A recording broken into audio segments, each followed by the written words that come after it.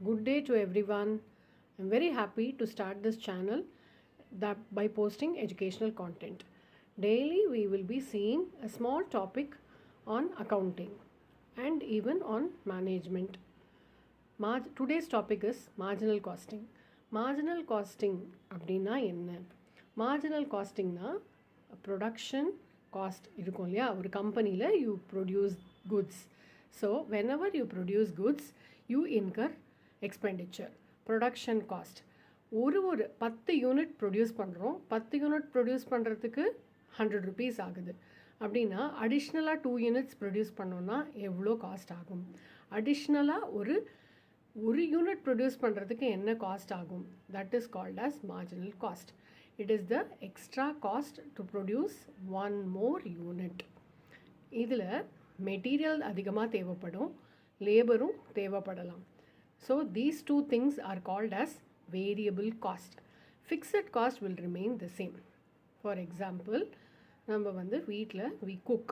So we cook for 10 people at the same time. If 2 more guests are going to come, the main cost is going to remain the same. Additionally, we require konjam vegetables, konjam rice. So the material is going to increase. The time taken to cook is only going to increase. So idu rendu da variable cost.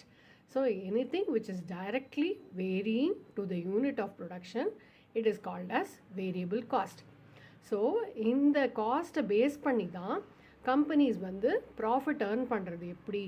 So இந்த additional காஸ்ட்டுக்காக அந்த கம்பெனியோட price என்னவா விற்கலாம் இதை யோசித்து plan பண்ணுறதுக்காக தான் இந்த மார்ஜினல் காஸ்டிங் டெக்னிக்கை தே யூஸ். இதுக்கு ஃபார்முலா என்னன்னு பார்ப்போம். ஃபார்முலா என்னன்னா, marginal cost equal to change in total cost divided by change in quantity.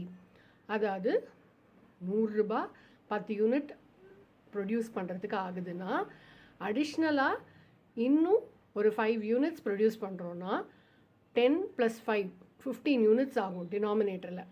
மேலே 100 rupees இருந்தால் 100 + another 10 rupees or 20 rupees தான் அடிஷ்னலாக இன்கர் ஆக போகுது. So the change in the total cost 20 rupees எக்ஸ்ட்ராவாக ஆகுது.